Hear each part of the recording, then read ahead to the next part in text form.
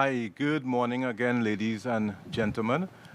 Please allow me to introduce myself.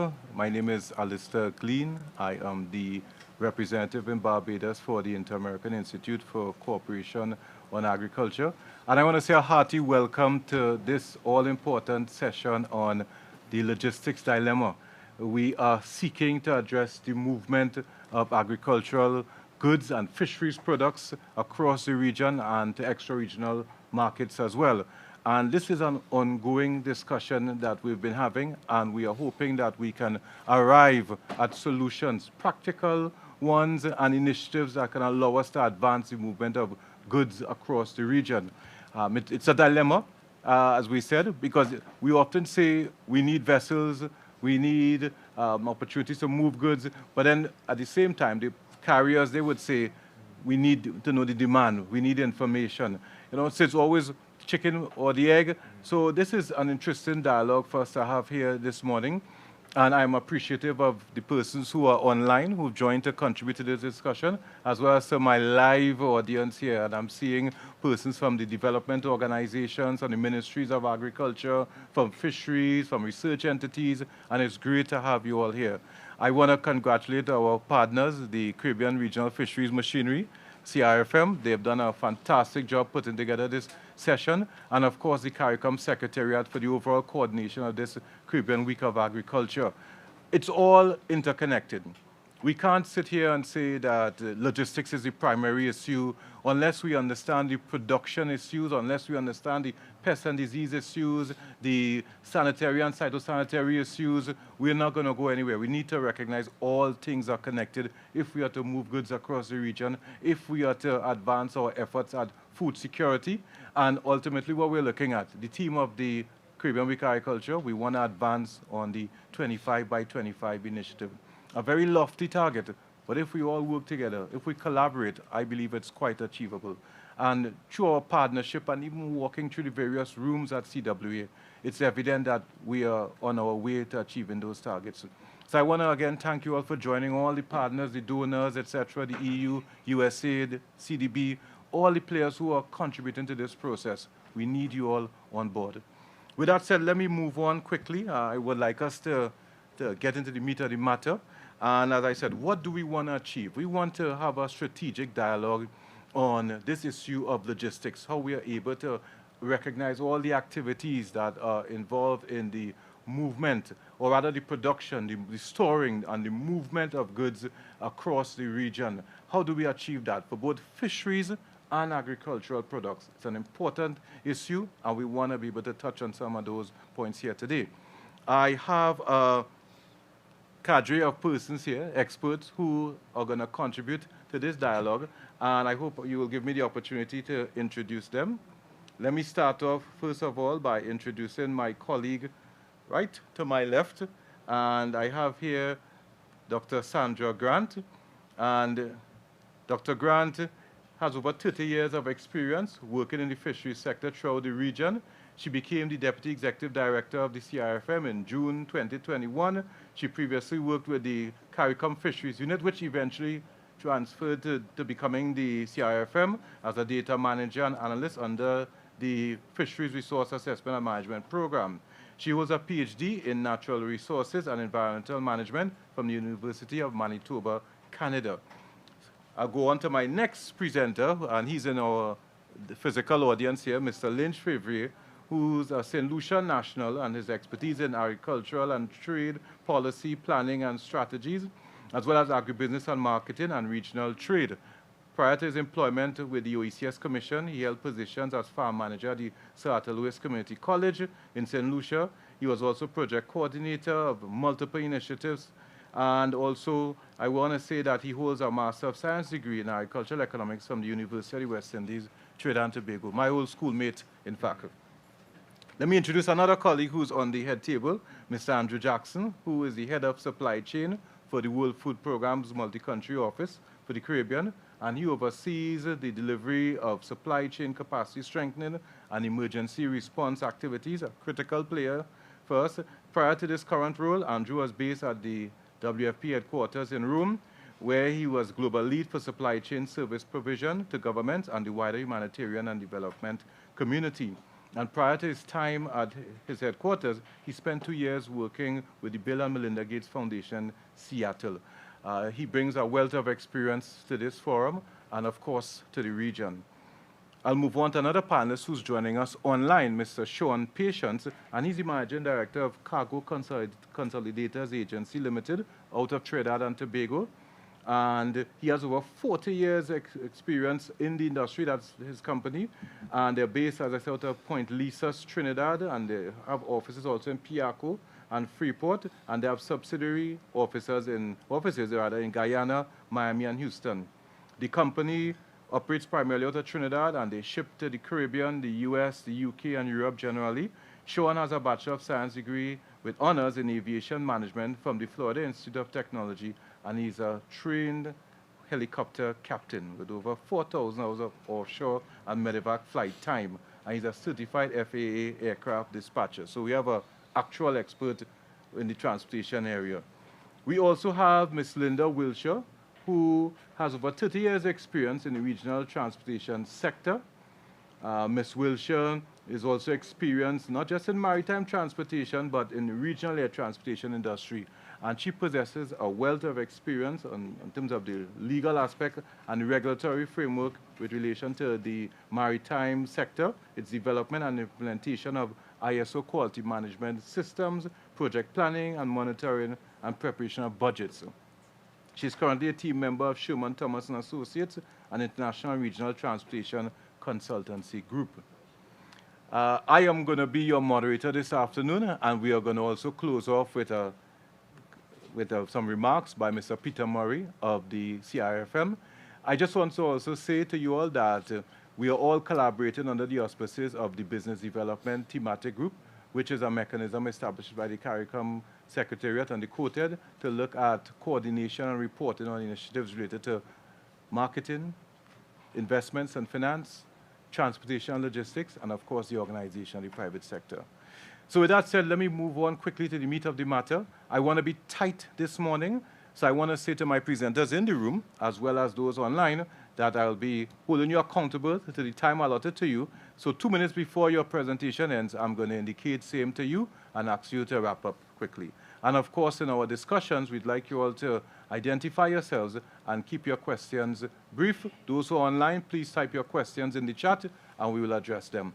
We will have 30 minutes of questions, and we hope for it to be lively and interactive. With that said, let me get the show underway, and I want to invite Dr. Sandra Grant to make her presentation.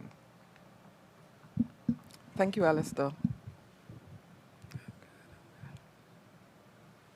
So my presentation this morning is an introduction to the logistics dilemma affecting and I changed my title a bit to say the food sector, which include fisheries, aquaculture, and agriculture. So we all know that agriculture is a major pillar of the Caribbean economies and has the ability to build economic resilience, particularly given the current challenges being faced as a result of COVID-19 pandemic and the war in Ukraine. I can remember when the pandemic started, the only fishermen were allowed to go at sea in Belize. So we were getting our fish product and we were getting food. So it's for us, fish is a critical food item for us at the CRFM, and that's where our work is. So our Caribbean food import bill, as you can see, since in 10 years from 2012, we have doubled the value of our imports. We're moving from $3 billion to 2022, where we skyrocketed to $6 billion. The major importers of goods, food, is Jamaica, Trinidad and Tobago, Bahamas, Barbados, Guyana, and Suriname to some extent. So these are the main countries in the CARICOM that are importing quite a bit of food items. So I want to focus today on interregional trade, because one of the things in our sector, the investors are saying we can trade and we can trade with the United States and other parts of the world. But if I am to move any fish product from, say, St. Vincent and the Grenadines to Barbados is a problem. So we want to focus this discussion for my presentation on intra-regional trade. Now, that accounts for 16.6% of food imports within the region, with half of the food export destined for the United States and only 15% destined for the CARICOM countries. The U.S. report noted that these costs inhibits economic growth and contribution to ongoing poverty and food insecurity within our region. And the foreign exchange burden caused by the reliance on imports also creates a volatility and puts pressure on those economies to divert resources for foreign exchange reserves that could else be used otherwise.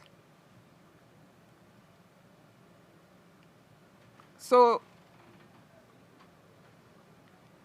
in terms of inter-regional agricultural trade in the Caribbean, it is hampered by high transportation and logistic costs. And this is overall in general, based on my review of a number of documents, the regulatory barriers that impedes market access, low volume of production, and lack of country specialization inhibits economies of scale for agricultural commodities. There's weak port infrastructure and cumbersome trade facilitation measures. The supply chain optimization and logistical systems are a problem. The transport distance relative to the small market size of many countries makes them undesirable destination for many shipping companies. One of my companies in Belize said, we would love to trade with Barbados, but the quantities they require is so small that we can't fill a 20-foot container. And so we have to add other stuff to that container. So these are some of the issues. So these factors, we have problems with policies and institutional barriers to trade in the form of sanitary and phytosanitary standards and technical requirements with limited markets. Now, Allister highlighted that there are a number of problems, but I want to focus today on the transportation and the logistical aspects. So, as policymakers attempt to integrate and expand the regional markets for goods, the removal of barriers to interregional trade is critical to addressing market access issues, especially if we want to meet the 25% reduction in food import bills by 2025. So the transportation and logistics. So we had a number of studies that have been done, and when I talk about agro-logistics, I'm referring to transportation networks, storage, and handling facilities. So I'm quickly going through the number of publications, and I'm just on with CRFM since 2021. In 2022, I was introduced to the issue by our sector, and I'm just when reading the literature, we're going back to 2006. There have been quite a number of reports, and we'll talk about some of them in this meeting today. 2026, we had at the 22nd meeting of COTED, we did the final report on the concerns of shippers. 2009, we looking at trade logistics and regional integration in that American Caribbean. By 2009, we had another study by the OECS and the World Bank.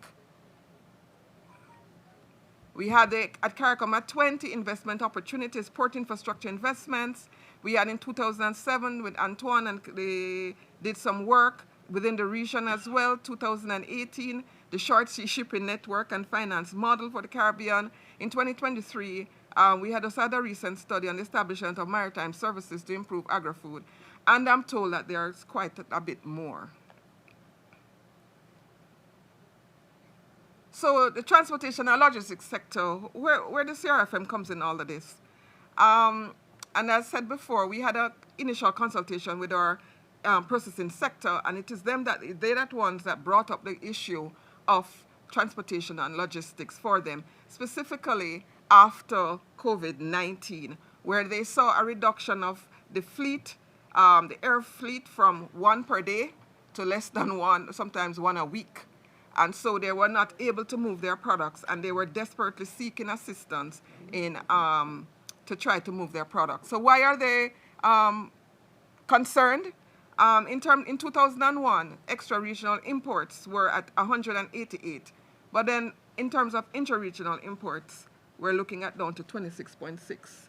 So there is room to increase inter-regional trade of products within the region, especially as it relates to fish.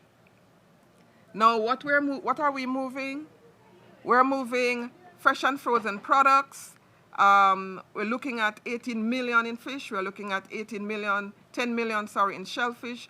We're looking at dried, smoked, and salted fish contributions. We're also looking at processing products, your canned tunas, your mackerels, also at somewhere around $92 million. So from the fisheries perspective, we had a transportation and logistics in the fisheries sector meeting in collaboration with IICA, the Business Development Thematic Group, and the CRFM Fisheries and Aquaculture Priority Commodity Working Group.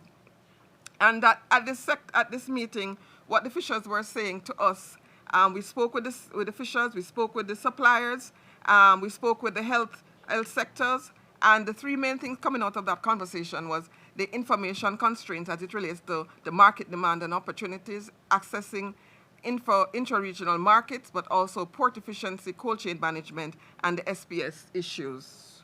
So in terms of the logistic dilemma, what were the main issues?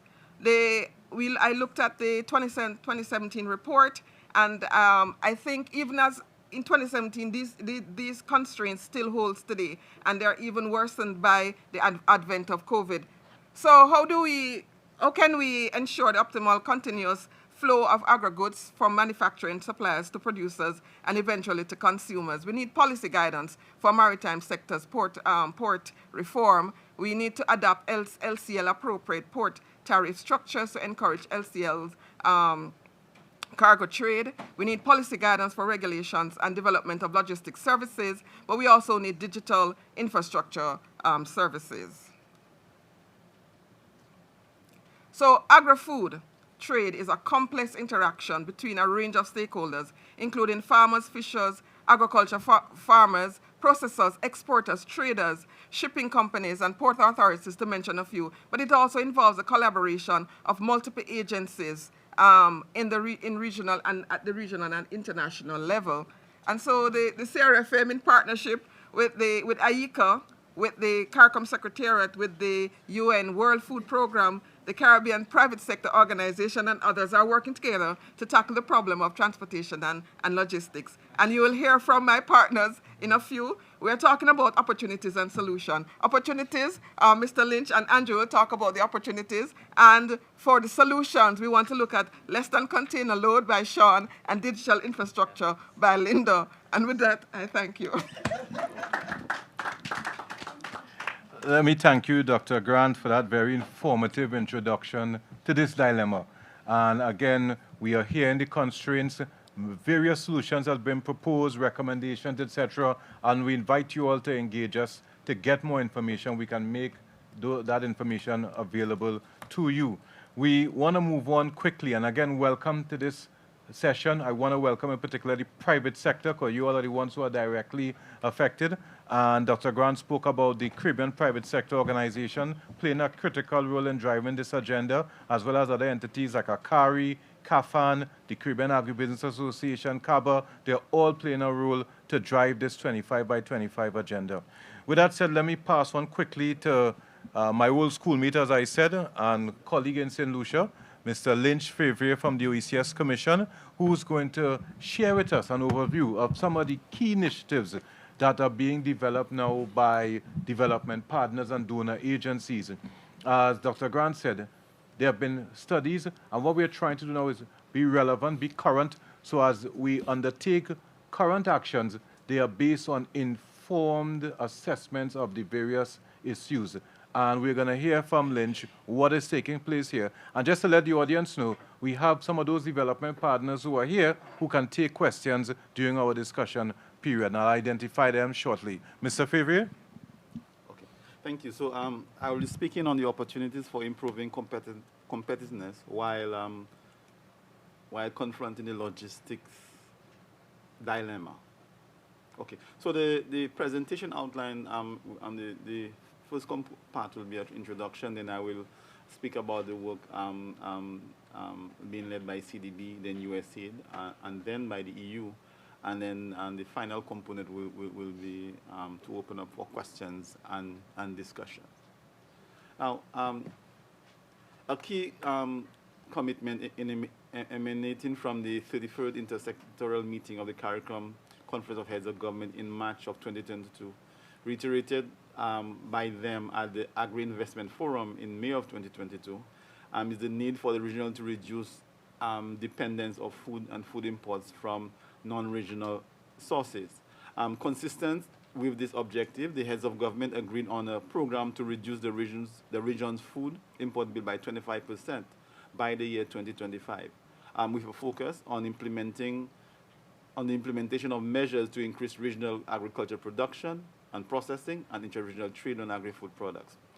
Now, the heads of government further identified the lack of adequate regional transportation and logistics as a bottleneck, and as a major obstacle to the movement of agricultural products within the region, and therefore making the region more food insecure. So I can add that this was a strategic realization that regional food, increase in inter-regional trade, will address the component of food insecurity both at a national and regional level.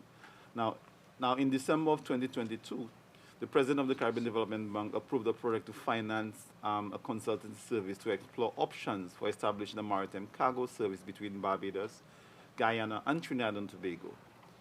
The overall objective of the consultancy is to provide the beneficiary governments with the necessary knowledge and analysis of measures to create the enable environment for the agri-food trade, improve food security, and inform financing of an agri-cargo service between Barbados, Grenada, Guyana, and Trinidad and Tobago. The immediate goal is to have an agreement among stakeholders for initiating a pathway for achieving the goal of food security in the region. Phase one, with regards to the CDB support, a macro scan of the state of trade between the selected countries, and this analysis will include information on the trends, buyers, sellers, and types of products, and ascertain the type and volume of agricultural commodities, like both demand and supply, in Barbados, in the countries of study.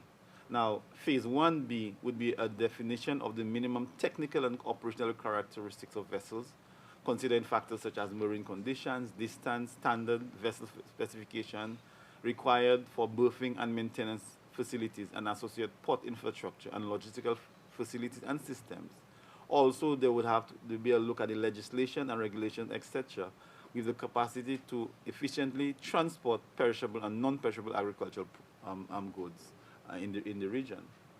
Now, 1C would be the assessment of the port facility to handle agricultural products, including the warehouse infrastructure, which would include cold forest storage facilities, and those for inspection and certification. Phase 1D would be a pilot financial model to test the assumptions and results based on the results of the analysis from points A to C. Among the participating countries, taking into account the cost of trading. So it would be a financial analysis. Now, with regards to implementation, the draft report was submitted in June of 2023 and shared with technical working group for comments. And the technical working group suggested that the need for further analysis of the data and recommendations. They also recommended the need for a list of immediate, medium, and long-term solutions to address the maritime transportation challenges amongst the pilot countries. Currently, a revised report is to be validated before being offered to the public. Now, with regards to U.S. aid, food insecurity in Latin America and the Caribbean has been increasing following inflationary pressures, rising energy, fuel prices, disruptions, including the war in Ukraine. Countries that rely significantly on imports for food are particularly vulnerable for rising food costs, and many in the region have experienced record increase in food prices over the last decade. Meanwhile, the region has been highly exposed to disruption in global fertilizer supplies, well, both price and supply, due to shortages and bans by Russia, which historically has provided the majority of region's fertilizer. This led the USAID to making the decision to fund various initiatives related to improving food security in the region, One intervention relates to addressing logistics and transportation of agricultural produce. Now, interregional agriculture trade in the Caribbean is hampered by low production, high logistics and transportation costs, regulatory barriers that impede market access.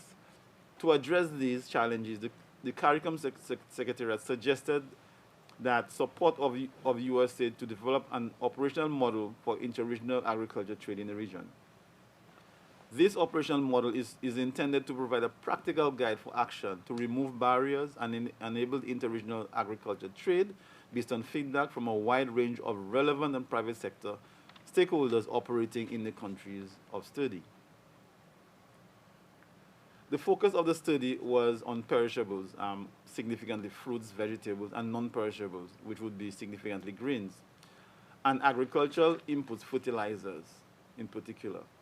The resulting operation model is designed to promote regional and or sub-regional cooperation in the establishment of agri-food corridors between the participating member states with the political and private sector will to overcome coordination challenges that have long plagued the region.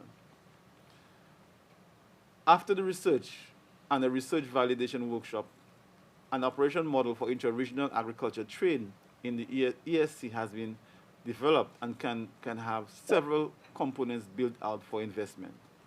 Essentially, a three-phase operation model which includes step-by-step recommendation for optimizing the proposed model has been developed and is being cleared internally before publication, and some key components of the recommendations include seeking a binding agreement with the participating member states to pursue the model, which is important, establishing a task force and working groups at the regional and national level, respectively, which for logistics hub and maritime port and airport capacity, intra-regional transportation, trade facilities, and non-tariff measures.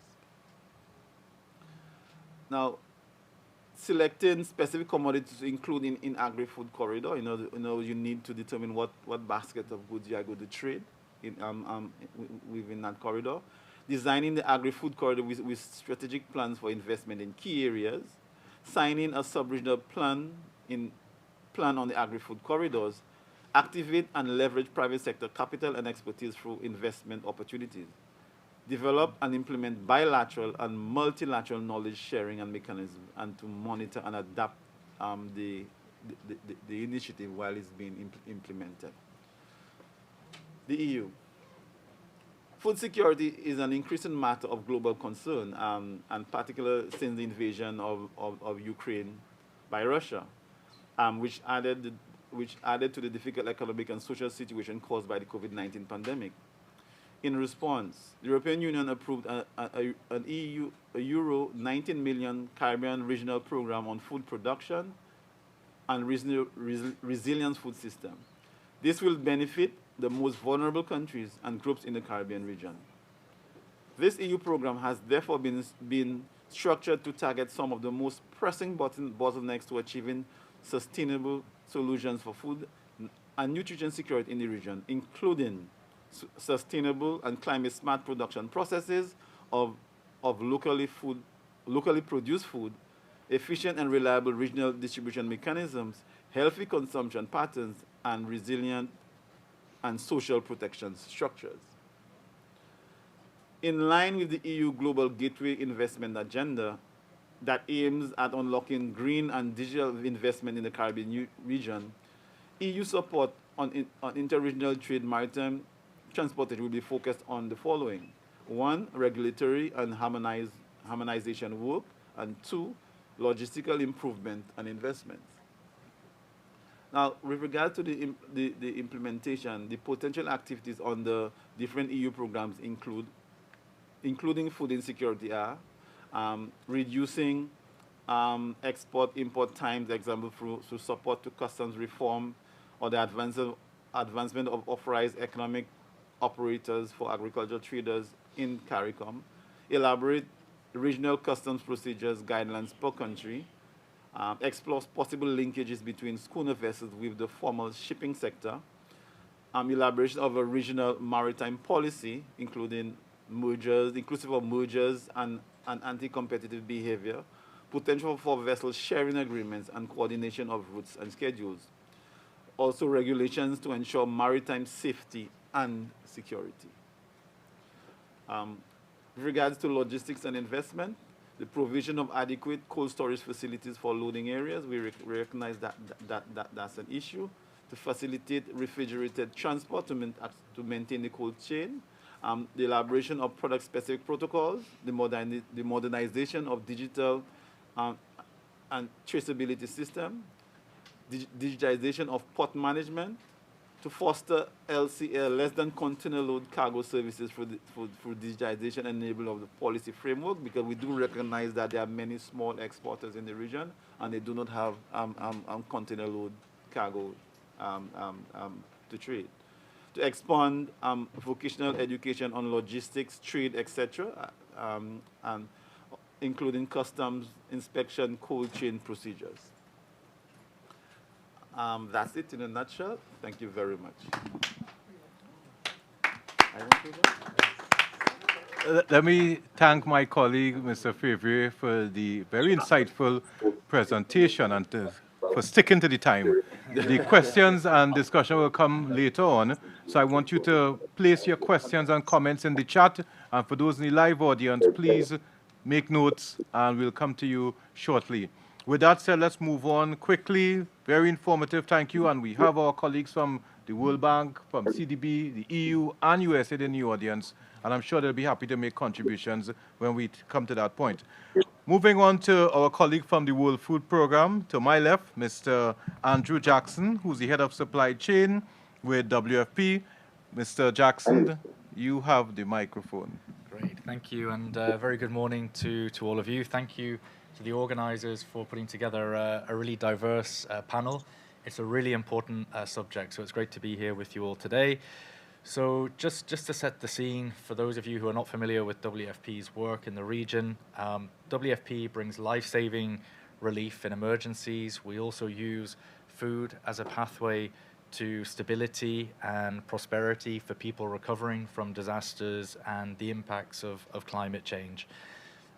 What we're doing here in the region, we're working with governments, private sector, international partners to leverage WFP's supply chain machine to try and solve for some of the problems that countries are trying to solve for. WFP has a real interest in the success of 25 by 25 because reducing food imports does three things. It reduces vulnerability to shocks, it strengthens food security, and obviously it promotes wider sustainable development across the region. So it's really important to our mandate and our reason for being here.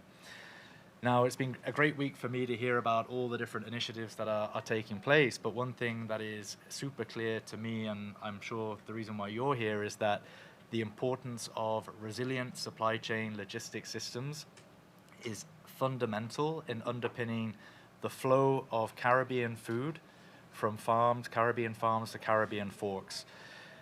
But we all know, as we've heard from the previous panelists, that the current logistics infrastructure in the region is suboptimal. It's vulnerable to disruptions, it's vulnerable to shocks and inefficiencies.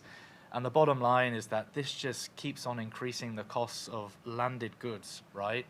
And, you know, what I want to talk about is really sort of what we can do in terms of reducing those costs so that those landed goods are viable, that they're competitive.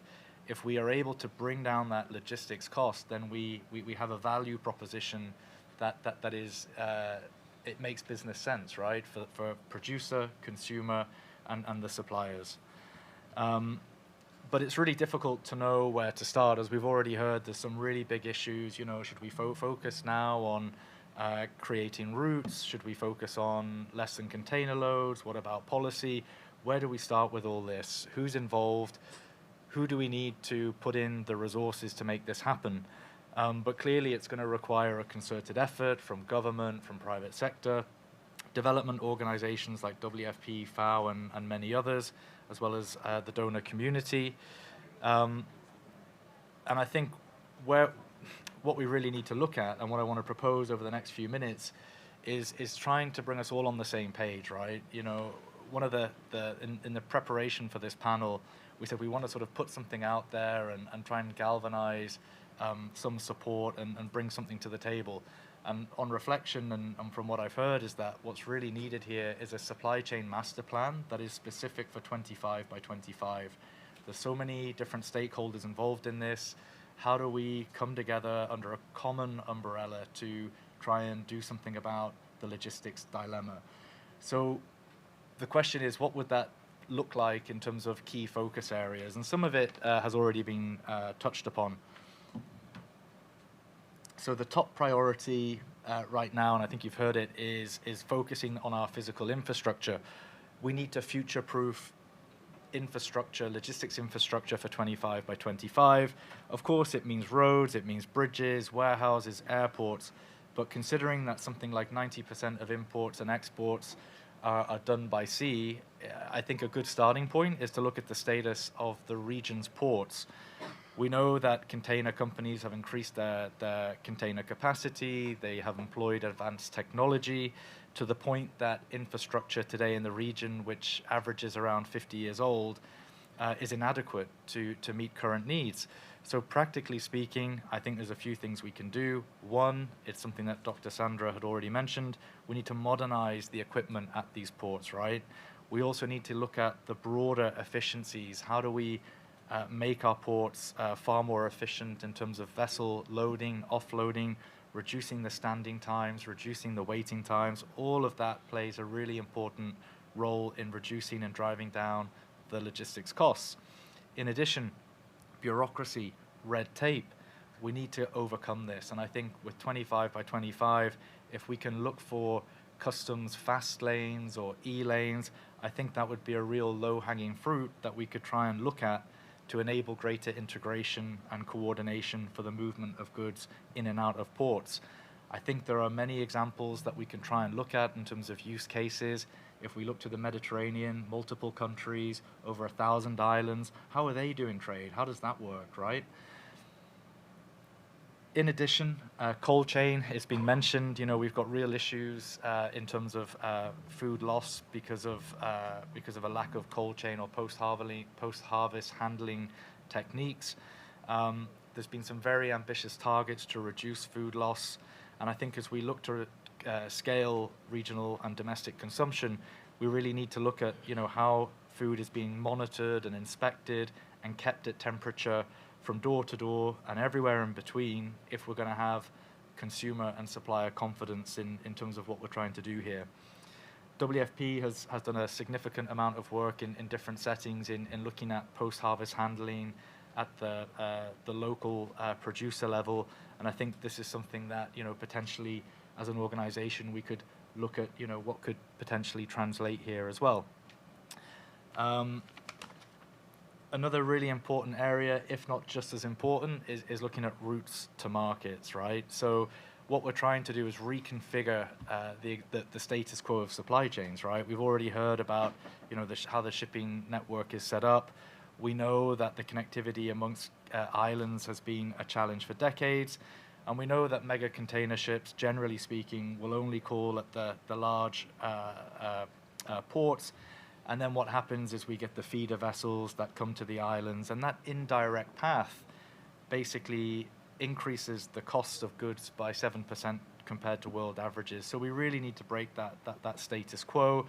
And I think one solution, which Dr. Sandra and Mr. Patience will talk about next, is how do we look and encourage multinational public-private partnerships focusing on creating capacity for producers and suppliers to ship less than container load. We're just disadvantaged. Most businesses are unable to fill a full container, but are still obligated to pay the full tariff on that container. So we've got to level that playing field, and clearly this one-size-fits-all approach is unrealistic for island logistics. I think if we can try and solve for inter-island trade, breaking down those barriers, getting those capital and goods flowing, the conversation can then move to what a scheduled transport service with the sole purpose of serving small island countries and territories could look like.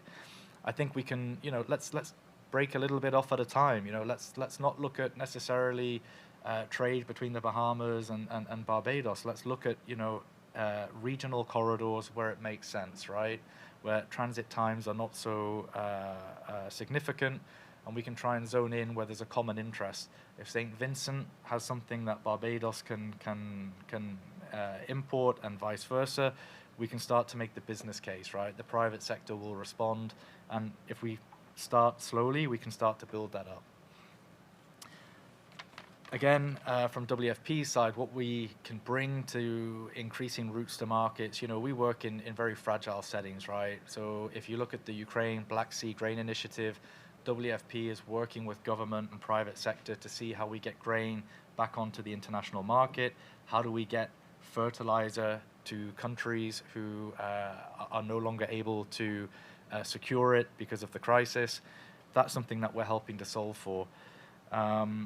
We're also working quite a lot in terms of how do we look at, sort of optimizing port operations. WFP at any moment, on any given day, we've got about 80 ships on the high seas. We have port captains at some of the largest ports in the world. So we're working with government, we're working with private sector to look at, what are the needs, how do we optimize operations? So that's something that, we potentially can bring to the table in the Caribbean.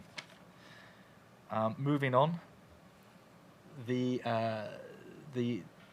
one other area that we really need to look at is how do we increase both physical and online direct-to-consumer supplier sales channels. Of course, on the one hand, you've got farmers markets, farm-to-table restaurants, online platforms. Another way to do this would be to look at the role of food terminals, bringing producers, buyers, consumers together under one roof. And we've seen in a number of countries how useful that's been in terms of getting changing consumer needs and demands. I'm approaching time, so just to wrap up, I think it's already been talked about, visibility and optimization. We need to make sure that we've got control tower visibility in terms of understanding what demand looks like, getting those signals and bringing that data into the decision-making process. It's something that we can't take a gut feeling on. We've got to bring that piece in. There's a lot out there at this moment in time that we can leverage. And then finally, it's already been touched upon, is the human capital. There is a shortage of supply chain professionals globally and very much so in the Caribbean. We really need to focus our efforts at all levels, particularly at university level. We want to see more supply chain logistics courses. We also need to look at the existing workforce. We need to look at hybrid approaches to increasing supply chain proficiency, making sure that as we scale inter-island trade, that it can be supported by the workforce.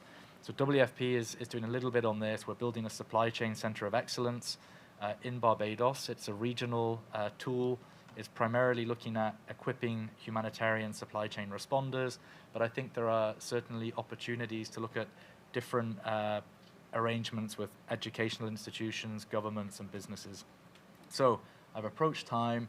Enablers, final comment on this is that we do need private-public partnerships to make this a reality.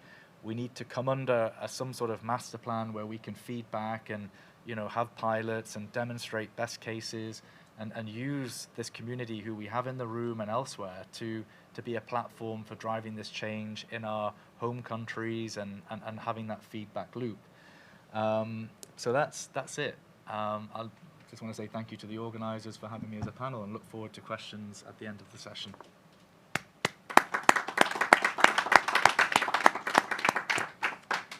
Thank you, Andrew, and thank you to the WFP team for contributing to this session. Very interesting information that you shared with us, and I like the idea of the supply chain master plan. And of course, we were talking about modernizing ports, improving efficiencies, that center of excellence that you spoke to. We want to get some more information on that.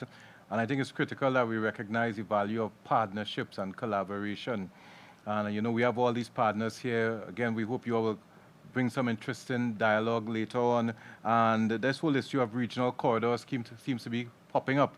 So I'm glad I have colleagues here from the USA and IESC who might be able to add some more value to that discussion. And of course, everyone is talking about the use of LCL, less than container load The reality is, while we want to get big players on board, the majority of our producers are of a micro and small nature, and they really cannot fill a container. And that's why we want to rely on LCL. So with that said, I want to move on quickly to our next presenter. And while he's setting up, that's Mr. Sean Patience from Cargo Consolidators Limited. He's going to touch on the value of LCL and provide some options for us. Remember, ultimately today, we want to generate information to provide knowledge to persons so that they can make decisions. And we want to identify initiatives that require further support and funding. A lot of the things that we're discussing here, it's really resources that we require to make it happen. So I'm glad that we have all the players here, and online and in person, who can really support this 25 by 25 initiative by supporting these initiatives. With that said, let me introduce Mr. Sean Patience and ask him to make his presentation. Mr. Patience? Thank you, Allister, for the introduction. And good afternoon, everyone. I'd also like to thank the IICA for inviting me here to present today. So I know I have a short time, so I'll get right into it. My presentation is on the benefits of LCL shipping to the interregional trade, and also unlocking the export opportunities using the MRG approach for island economies. First, let's define the challenges for the shippers, which a lot of you may already be aware of. We have many small and medium-scale fishers, farmers, and manufacturers who produce low volumes for exports, few boxes, a few pallets. We may not have coordination among all the players because of different harvest cycles or production cycles. Not enough warehouse space or cold storage facilities to store the harvest or the catch, which Andrew alluded to. Not enough capital to book full container loads on a consistent basis. So how do we solve this? So one solution is the LCL, or less than container load shipping solution. So what is LCL? Just to recap very quickly, less than container load refers to a type of shipping service where multiple shippers can share in a container going to the same destination. This can be done for dry goods as well as reefer. Why does it work? The benefits: the seller or the ship only pays for the space that they use. It works well for small sample shipments when you're trying to break into a market. It's ideal for testing these markets to see if your product is going to sell. It's a stepping stone to full container loads when the people in your destination market like your products or demand more. Even the larger producers can use it to supplement their full container loads when they have surges in demand or ad hoc requests. However, on the shipper side, on the shipping line side or on the forwarder side, we have challenges as well. Do we have enough volume to fill a container to make it profitable? This is usually where the LCL service breaks down. Do we have consistent volume to provide a regular service? If the service is not a regular, the buyers in the other countries may not be willing to take a risk on outside producers. How long will it take for the local market to recognize availability of an LCL service and then trust it? So they could now sell to the export markets. When is the best time of month to send a container? Everybody has varying times. We need to collaborate and make some compromises of when is the best time to send. Also, is the destination agent able to offer adequate destination services, customs clearance, extended storage, cold storage, and delivery? So how do we bring the shipper and shipping line or forwarder on the same page? One methodology is that we could use, which is currently used by the tourism ministries for years with the airline industry, is the MRGs, or minimum revenue guarantees. This is something that is not new to the Caribbean, so it's not breaking the mold. It's something that is known, maybe not in the agricultural sector, but is used in the tourism sector. This is a mechanism that is used by a government or airport to guarantee an airline the shortfall in revenue due to unused or unsold seats to encourage airline service to an island.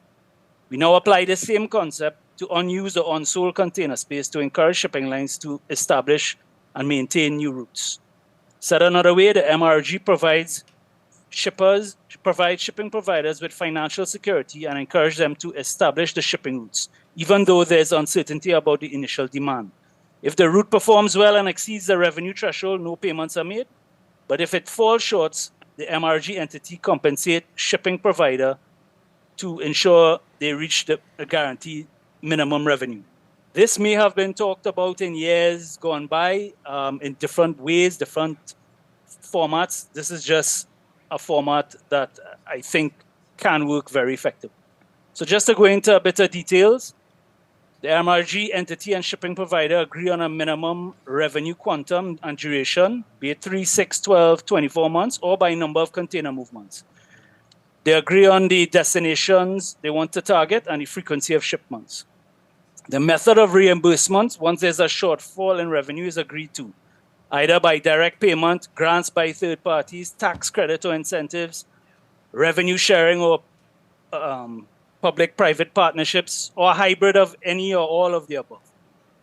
The results, and I think very quick we could get these results. New trade lanes can be developed quickly. There's a reliable service to meet demand. Shipping costs become fixed or relatively fixed for the adjustments. Shippers have another viable option besides air freight. Shippers have a stepping stone to FCL, as I mentioned before. And island economies can now trade effectively with one another. So this is just a quick example, if we have time, which I think we do. For example, a 40-foot container we're going to assume can hold 50 cubic meters of space.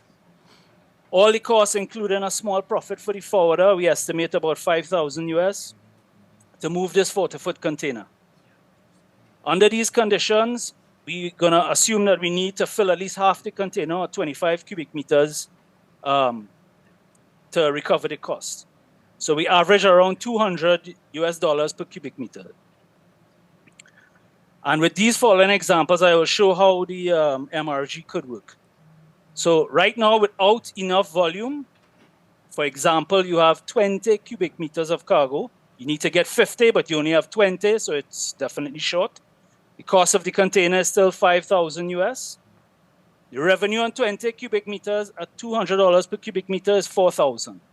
Therefore, you have a loss of $1,000. In this case, the shipper, the shipping line, the forwarder will not send the container, so we have a breakdown. So no profit, no containers going anywhere, no service established.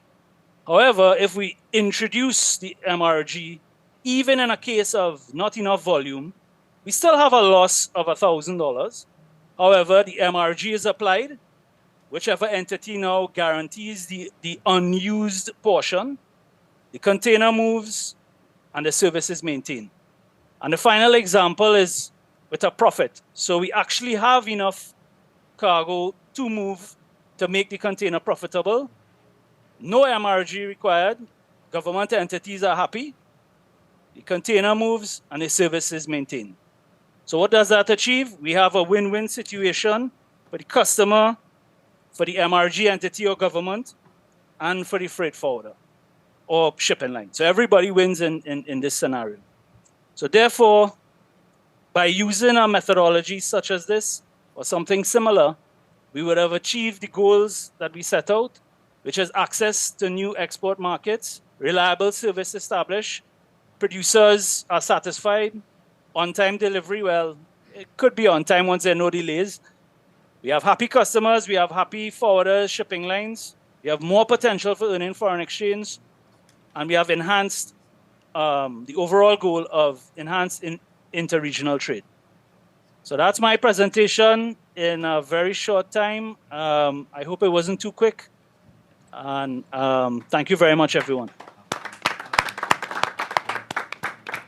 Mr. Patience, I want to congratulate you for sticking to the time so well. So you've allowed us to catch up. Great presentation.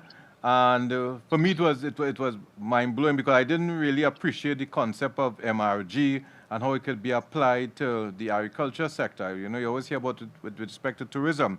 And again, the issue of the corridors keeps coming up. So it'll be interesting to see how we can further this discussion as we move forward. With that said, let me move on to the next presenter quickly. And I want to introduce Miss Linda Wiltshire. And she is going to tell us about a database that can, again, support what we've all been talking about. How can we facilitate the movement of goods by these micro, small, and medium-sized players? The big guys obviously can access information, but for the smaller players, it's a bit more difficult to access information, logistics, and transportation options. And that builds on what Sean was saying with MRGs and LCLs. We really want to facilitate the movement of goods by these smaller players. So I want to invite Linda to deliver her presentation. And again, Linda, like Sean, we're hoping you will stick to the time so we can have a lot of time for actual discussion and questions.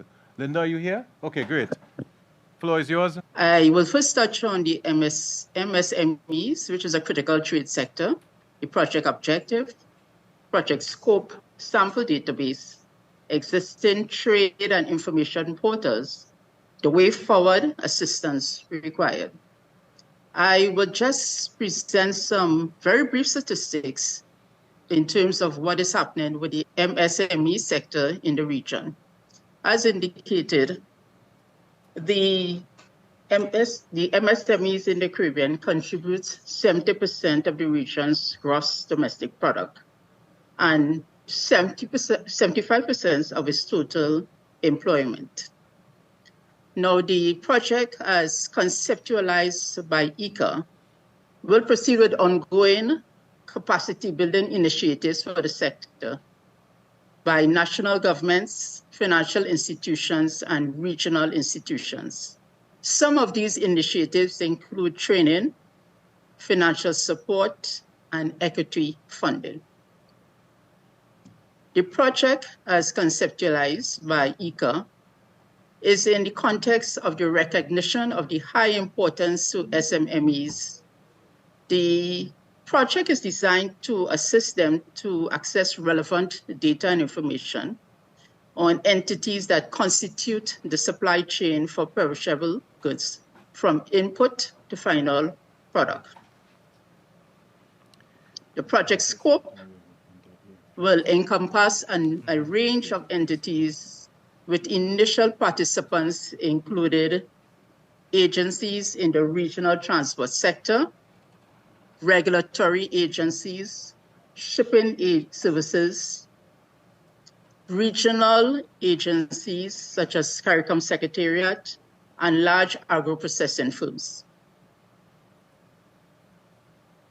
The project scope will also include research and identify suitable websites for hosting of the database, recommend structure and operational modalities for operationalizing the online regional information and trade portal.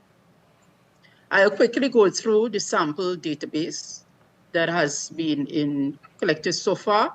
We first have plant and animal health authorities in CARICOM countries. We have also collected data on customs and excise departments. And we have the major airlines operating in the CARICOM countries.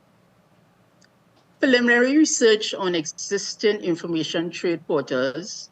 There are several portals out there, but initially we looked at the trade and information and trade portal that has been established by the Ministry of Trade and Industry in Trinidad and Tobago. And then we also look at the Bahamas Trade and Information Portal, which, as you can see by the slide, is a partnership and was established in 2017.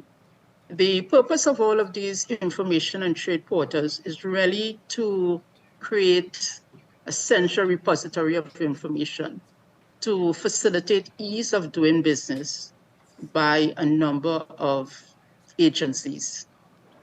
I would just like to go on now to the way forward and its assistance required.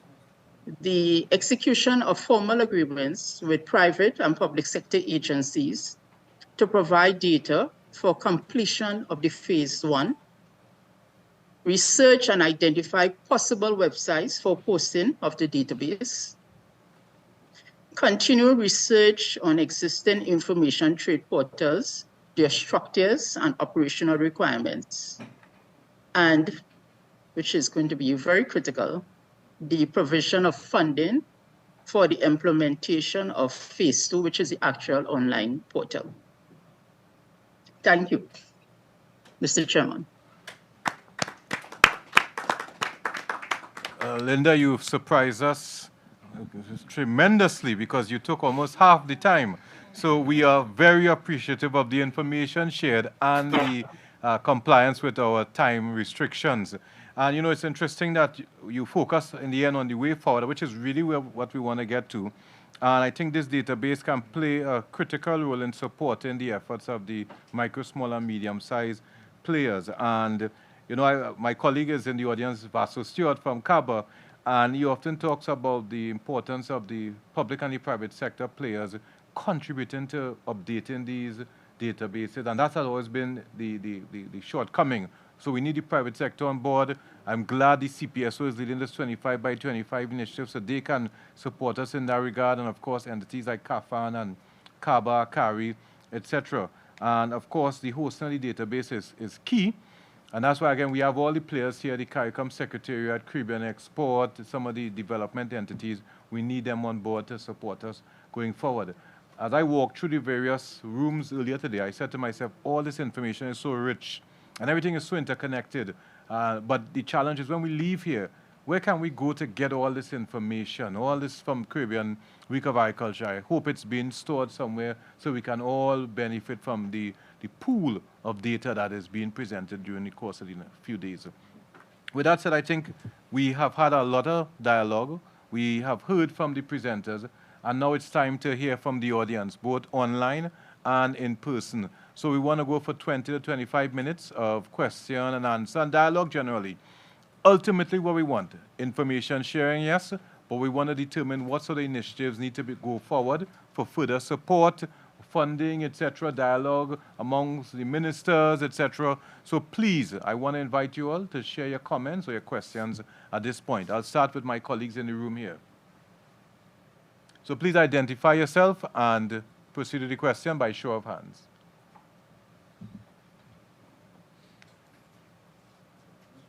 Okay, I think I see my colleague Malcolm Wallace from the CDB raising his hand, and then Vassal Stewart.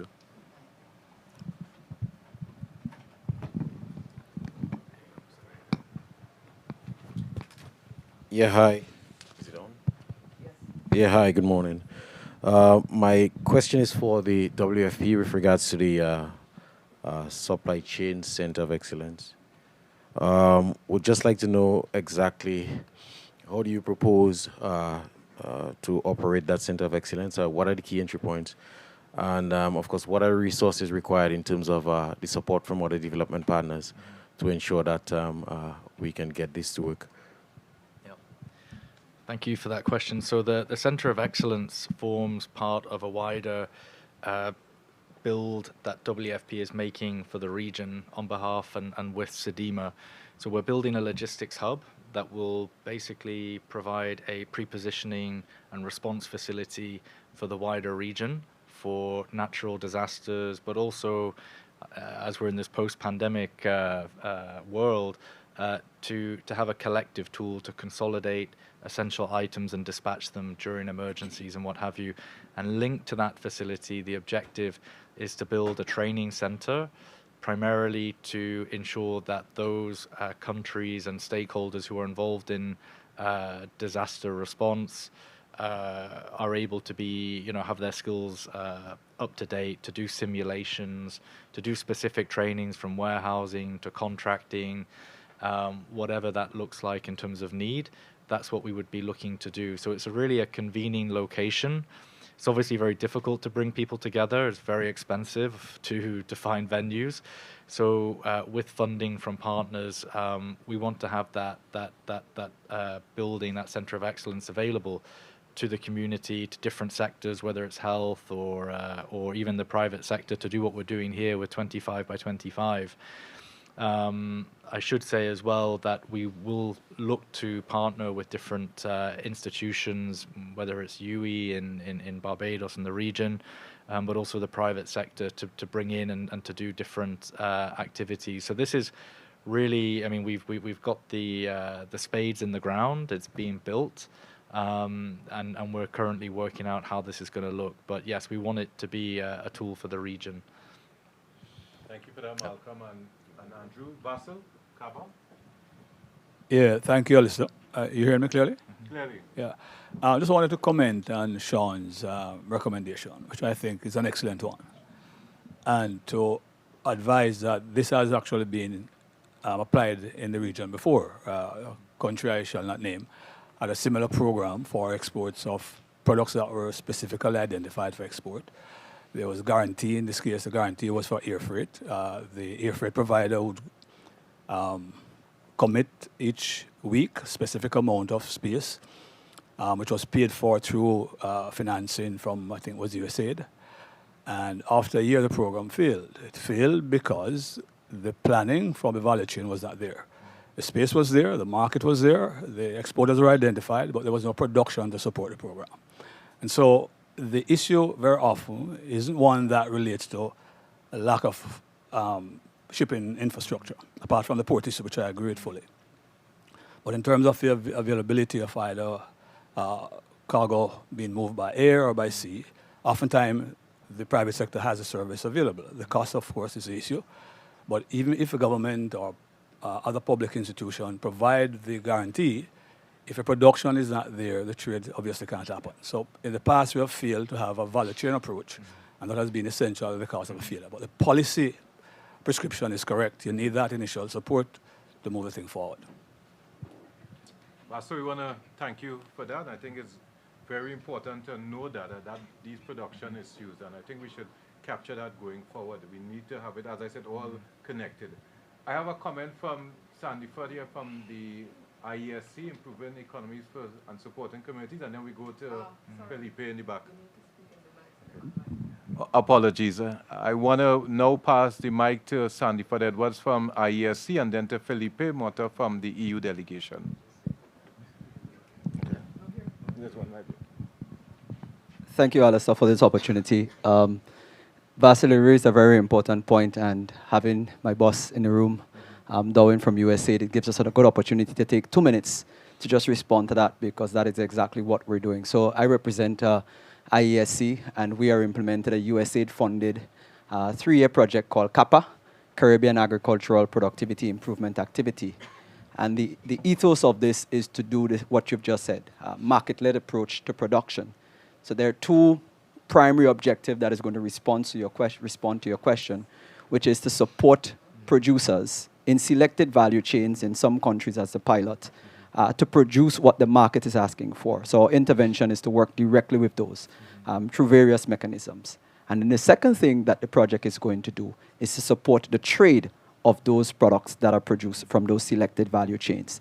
So I think that is part of the theory of change in this era, to try to solve the problem of moving food within the region and to strengthen intra-regional production and trade, as well as dealing with the hemisphere, the US specifically. So that is a project that you would hear more of. We can have some more conversation, but it's really going to respond to the needs of the region in strengthening food security. Yeah? Thank you for that, Sandy Fudd. We're going to move on to Felipe from the EU delegation. Thank you, Allister. I just wanted to pick up on a point that you made before on there being quite a lot of things to be done and the need for resources. But I think it's important to point out that I think we're all, at least from our side, waiting certainly for the results of the CDB study, because there is certainly a lot of things that can be done without external resources, and they need to be pointed out when we talk about regulatory harmonization, customs, trade facilitation at port level. There's plenty that can be done without, and it really requires certainly political will and coordination between the countries and with the regional institutions themselves. And I think that's where we are trying to better understand, once the results of the CDB study come in and the countries involved in this study, of course, and the heads give their go-ahead to the actions, that this serves as well as a blueprint to move forward on certain areas. I'm sure plenty of partners can come in, as a USAID colleague just mentioned. Certainly from the EU, we're more than ready to port support into both the hard work that needs to be done, but also into the soft work and through different facilities. I think we're all ready to provide technical expertise where maybe that capacity is lacking. But I think that the political push, drive, and focus needs to come from the heads themselves on how to move forward, at least on this level, the level of the study, which can be certainly an interesting blueprint to then take forward. But I just wanted to put maybe the accent there because I think that's where we should also be focusing on what the countries need to push for, and then maybe how partners can come in and help. Thank you. Quite useful. Before we go to the back, I know a colleague in the back, but Darwin is right here. Let's leave it right here by Darwin since he's close, and then we'll go to the back at our colleague. And that's exciting news, Felipe. And of course, we should forward some of these recommendations to our ministers and heads of government. So Darwin? Yeah, absolutely. Thank you all. And Allister, I'm not sure I missed the earlier part of your presentation. Perhaps you may have mentioned the feasibility study that USA just completed on transportation and logistics for the movement of agricultural products around the region. And this is a study we are very happy about in response to one of the key areas that was mentioned very early on by regional leaders as a priority. We have done that study in collaboration and in conjunction and close communication with the CDB to ensure that we are not duplicating our studies. So, in fact, we've had close conversations with the CDB as to how we can jointly present the results of our studies. I think we're in a period now where we expect action to happen. It's good to have a feasibility study, but we want to identify specific areas for interventions and investment. So the CDB will be speaking with USAID at some point to see how we can jointly move forward with the results of these. These studies are by no means a panacea to the wide range of issues that we have, but I do think they go quite a long way in addressing some of the key and fundamental issues we have in establishing trade corridors that are viable through public-private investments, for example. So I think it is really something that we can earmark and underline and look forward to. And I think perhaps there are other studies that can be complementary as we look to build out investment opportunities and focus the areas that we want to see improvements on. We appreciate those insights as we go to the back of the room, and I'm happy USA is sitting next to the EU, so there can be collaboration to avoid duplication of effort, and we can really move forward with some serious action. So I want to thank you all for that interaction.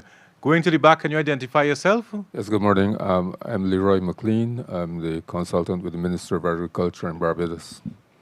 I want to sort of zoom in on the point made by the WFE representative in terms of the need to develop ports and that type of thing. Many of these discussions are more than 30 years old. And they've been off and on because they seem to be crisis-driven. We get excited about them when an issue arises. To sort of expose my age, in 1987, I wrote a speech for the late Errol Barrow, and I was his personal assistant, in which he talked about developing shipping in the Caribbean at a CARICOM meeting that was held in Barbados. Now, I think that governments in the region have been focusing on moving people. So you put money in airlines, you spend a lot of money in LIAT, you actually pay airlines to bring people to the region, and we have a focus on moving goods. And if we do more about moving goods, people will follow.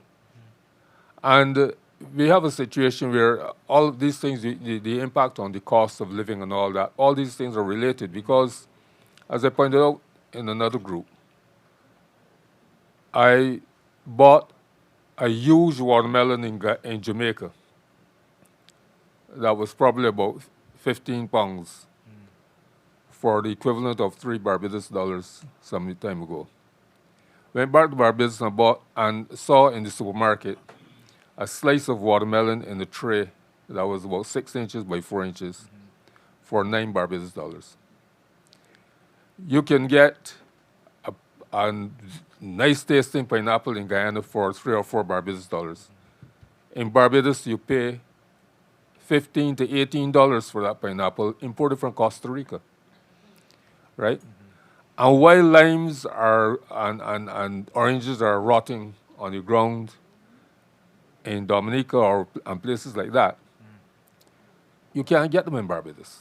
So what I'm saying is that if we focus on moving goods, and it must be done by governments, because no private sector entity is going to invest in shipping unless they know what the bottom line is. Yeah. Therefore, governments have to take the lead and invest in shipping. And also, when we talk about, I think we don't even have shipping that is fit for purpose in the region, because how many of the ports in the region can accommodate those large container ships, right? So you need to have vessels that can move between the smaller islands.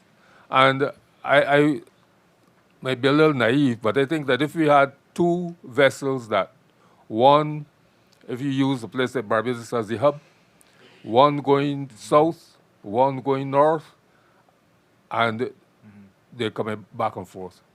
So that the grain that is produced in Belize that we are talking about the high price of and the availability, but is sitting in Belize, would be moved through the region. The produce from Suriname and Guyana and those places can be moved through the islands. So I think that we need to have a different thinking altogether. Yeah. And look at, focus for a while on the movement of goods rather than so much the movement of people, and get so that we can move these commodities, because the production in many cases is there. Some of the countries have an overproduction of some of the commodities, but they can't move them. And how are you going to go to a farmer and say, we want you to produce this commodity, and you focus on getting greater efficiencies in production and all that, and then the farmer asks, so there's a market, a Guyanese farmer could get a market in Belize. You know, let's look at the 2 extremes. And then he asks how I'm going to get it there, right? A few years ago, there was a drought, there was a flood in the Corn Belt in the United States, and the price of corn was going through the roof. Belize was produced 96,000 tons of corn that year, which is a small amount because Barbados uses 36,000 a year. But we couldn't get any corn from Belize because for anything from Belize, you got to go through Miami in order to get to the rest of the Caribbean. So I think that we need to change our whole focus as to what are the requirements for moving goods throughout the region. Thank you. Mr. McLean, I want to thank you for that. The interesting thing is you're saying there's production, and then we're hearing there's no production. So I think the challenge is information. A lot of times people say there are goods to move or there are no goods, but nobody has the real information. And I think that's something that the agencies such as USAID, EU can consider, strengthening information gathering and sharing mechanisms.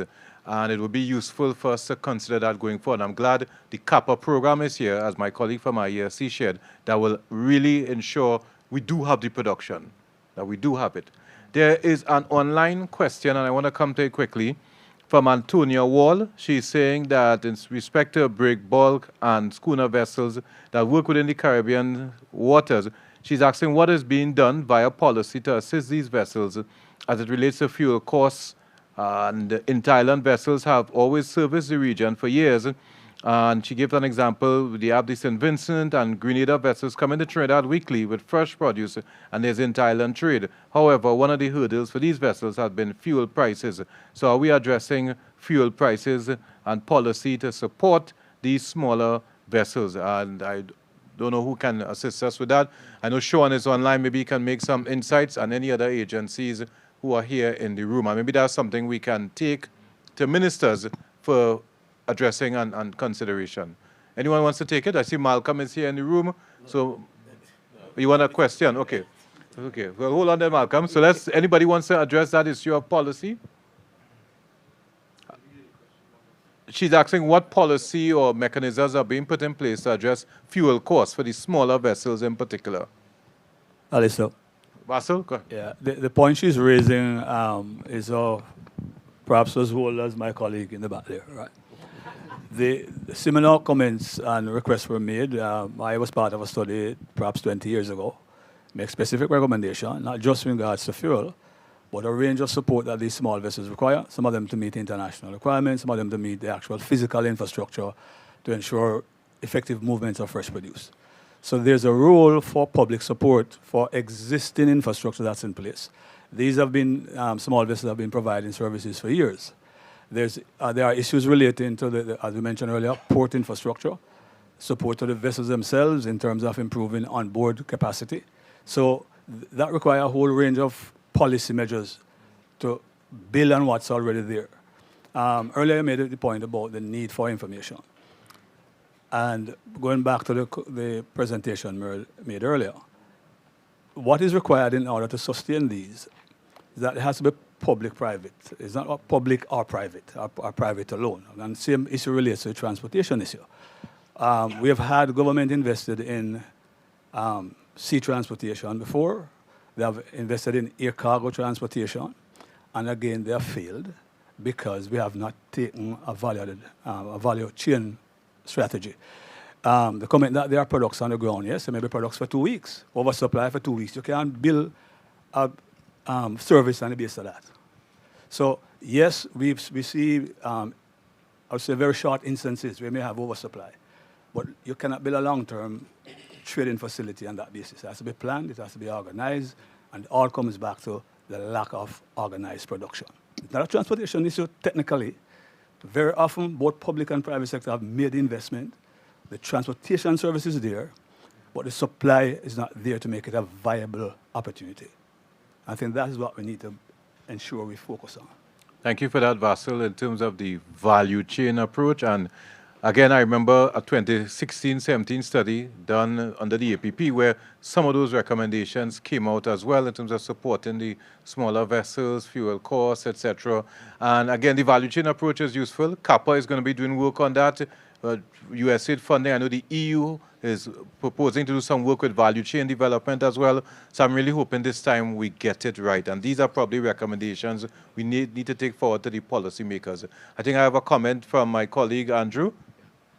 Thank you. This is there's some really great comments from the audience. I think there's a few things that are coming out, and we certainly need to look at what's happened before. Really look at what was the critical constraint that didn't enable this to happen, and it sounds like we're landing on that. It's a value chain. It's an organization of producers and suppliers and matchmaking on both sides, right?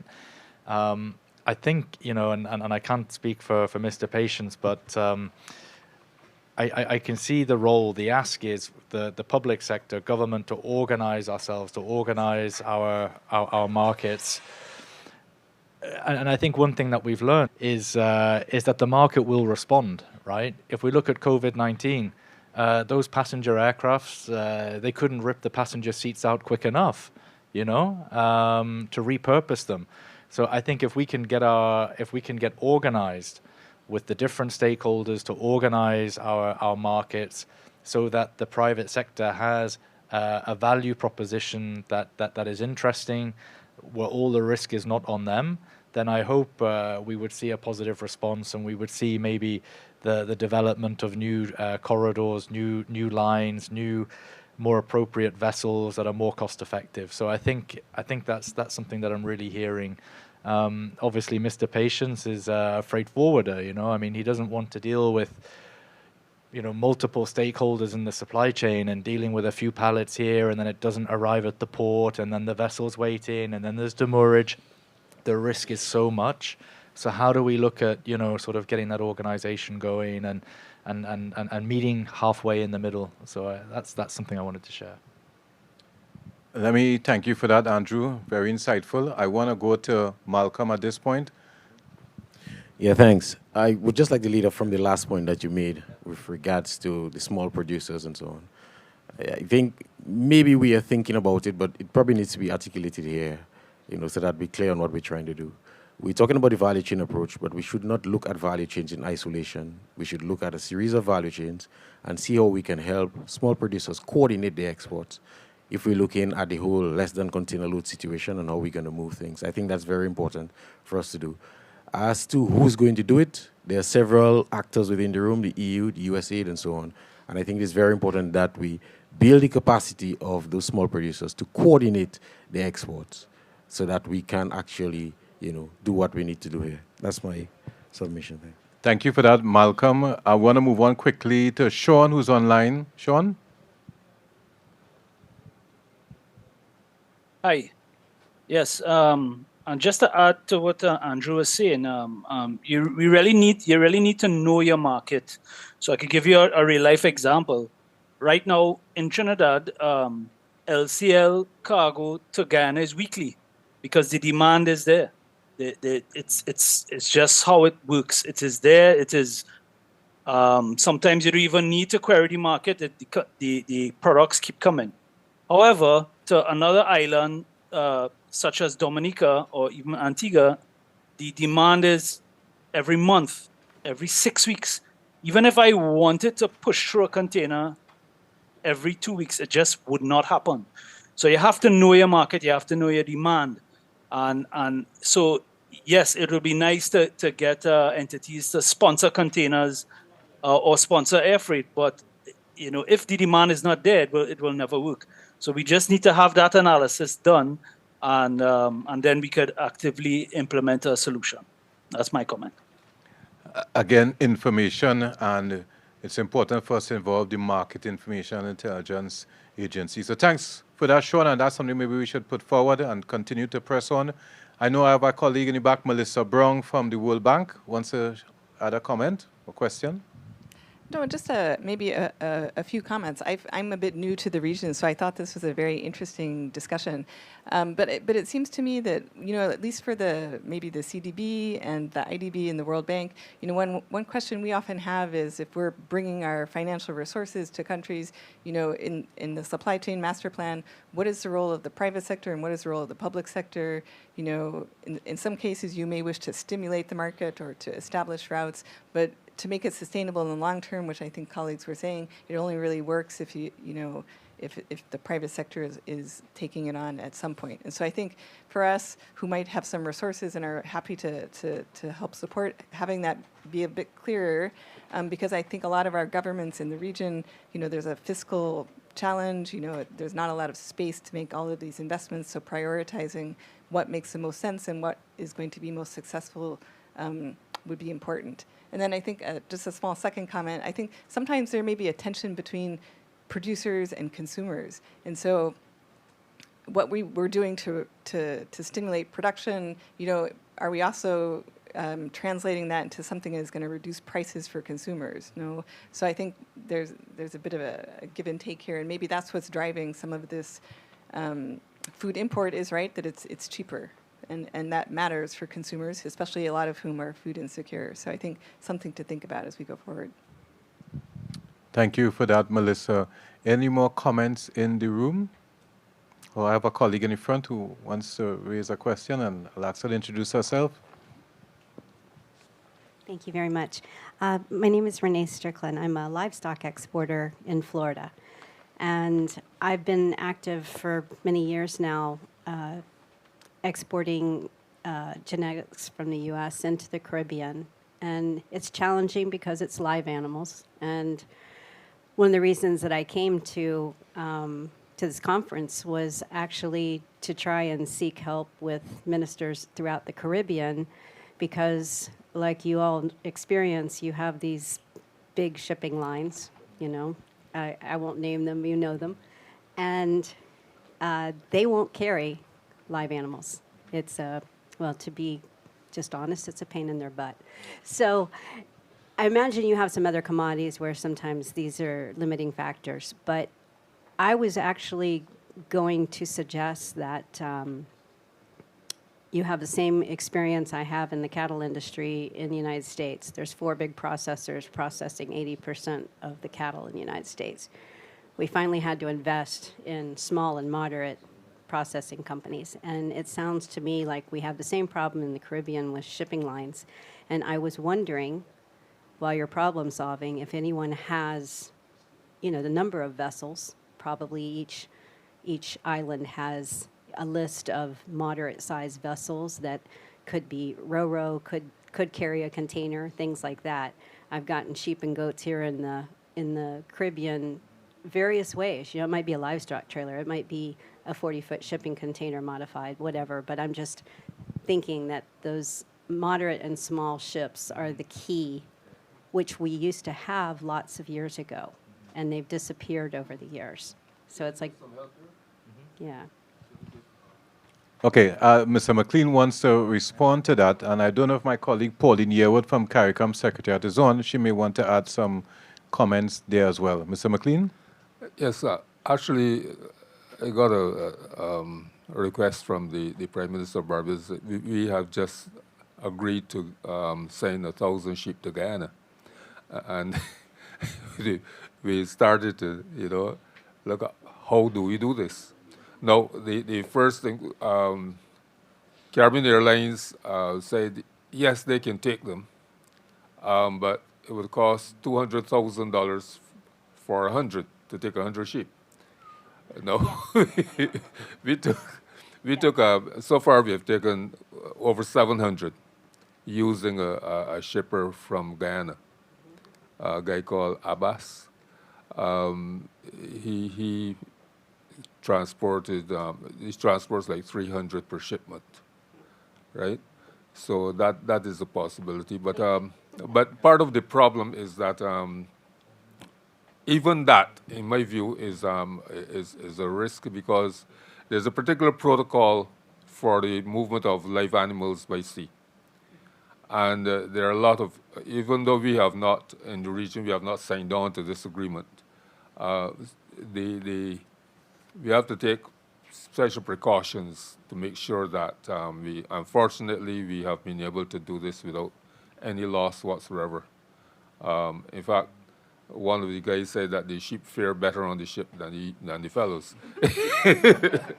So we haven't had any casualties at all. But that I don't know if his vessel would be, he wouldn't take containers. Oh, Tropical also has they can move a container from a specially modified container from Miami. When we were looking at them, they said we have to pay first to get the container from Miami to Barbados, and then pay to take the ship from Barbados to Guyana. So if you're coming out of Miami, perhaps Tropical would be able to help you with that. I've tried them. Oh, okay. Thank you for that. Any more comments from the room or online? I'm not seeing any more questions or comments online. And it seems there are no more questions in the room. I therefore want to bring this session to a close and thank you all for your participation. Just to point out that we had some very enlightening discussion. I know it's lunchtime, but we got a lot of food for thought. And I just want to recognize that it's key. We said that we have to obtain the feedback from some of the studies that are ongoing, particularly one by the CDB and the USA that has indicated that. And of course, the EU is going to follow up with some of those recommendations. And we've been talking about the interest of the need for policy initiatives with respect to fuel and other political will to move things forward. I'm here. Yeah, I haven't forgotten him. And I know we have closing remarks. Just trying to summarize quickly. Key for us is the value chain approach. If we are to really make the achievement of 25 by 25 a reality, and we heard that CAPA is going to do some work in that area, the IESC and with USAID funding, and other interventions by the CDB and other players, etc. IICA, FAO has been doing a lot of work with value chains, so we can't forget the work that FAO has been doing, so we would want to see that interaction between all the different agencies so that we do have the duplication of effort. And of course, we talk about the opportunity to explore the MRG, and it can be applied And we ultimately want to recognize the role of information to allow persons to make decisions.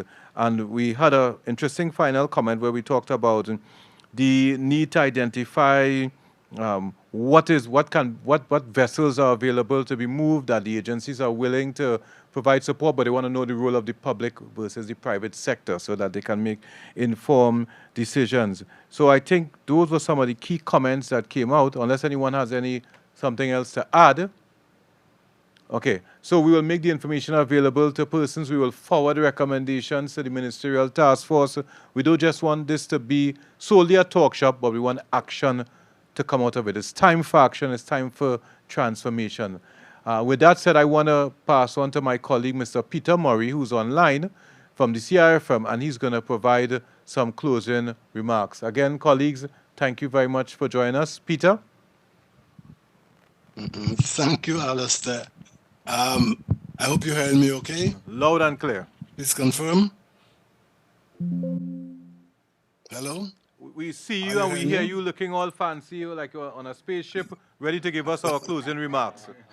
Go ahead, Captain No, well, Peter. I think I want to begin the closing remarks by thanking all for participating in this seminar, whether in person or online. We have been reminded over the course of the seminar more than once that the CARICOM Heads of Government are committed to the implementation of the CARICOM Agri-Food System Strategy to reduce food import bill, the 25 by 25 strategy, which is expected to assist in achieving the target. And from where I sit, includes by giving special mention to my bias, fish and fishery products. The CRFM Ministerial Council, by Resolution 1424 of 2023, approved the Protocol on Aquatic Foods as a strategic resource for food and nutrition security under the Caribbean Community Common Fisheries Policy. And that protocol seeks to support the sustainable development and use of aquatic food as a strategic resource to facilitate CARICOM countries being self-sufficient in what I call regional aquatic foods and less dependent on imported aquatic foods, and to incorporate the CARICOM Regional Food and Nutrition Security Policy into the Common Fisheries Policy and other plans and policies and initiatives of our member states. We at the CRFM Secretariat, to address the 25 by 25 mandate, have focused our activities, obviously, expectedly, on marine fish and aquaculture commodity development. In this context, the major problem that had been identified had been inadequate access to logistics support for the CARICOM. I'm taking from Sandra's introduction, food sector, rather than saying fisheries, aquaculture, agriculture, but the food sector, to make full use of the trade opportunities that exist in the region and beyond. The input into the discussion today has shed some light on how we can better address this logistics dilemma, we've called it, and its impact on intra-regional trade to meet the 25 by 25 mandate, as well as to meet the food and nutrition security needs of the region, while importantly supporting competitiveness in the regional food sector. From today's discussions, even though I was smiling when Allister was giving his last intervention because he was like reading my notes, I think we are now better placed to advance the necessary strategic dialogue. I heard some practical and potential approaches, LCLs, MRGs, logistic action plan, optimizing the use of existing trade portals, capacity building, the importance of a value chain approach, strengthening information sharing, understanding demand, all towards addressing the problem. I also think we have now greater clarity on how, should I say, our roles and responsibilities as key industry players, including the roles of governments and supporting agencies like World Food Programme, EU Delegation, the relevant CARICOM institutions. In addition to, I think I heard unspoken, tacit, but implied volunteering from some of the agencies. In my view, we are better able to chart the way forward to address the problem.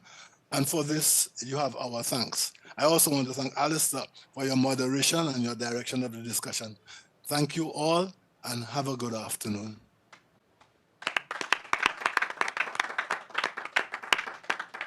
Thanks for joining, folks. Lunch on us.